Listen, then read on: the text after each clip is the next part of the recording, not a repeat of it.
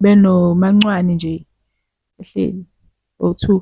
Kodwa kungena omunye usisi nje. Usisi lo ongenayo uLindiwe. uLindiwe ubani? Usisi kaMajola. Uthi uzosiza uMajola. Hawu, kanjani? Not uMajola. Akazile ukuzosiza uMajola. Uthi uzosiza uHlengizwe ngoba nakhu uMajola useshonile. Hayibo, kanjani manje angithi uHlengizwe ushadile ube nesithembu.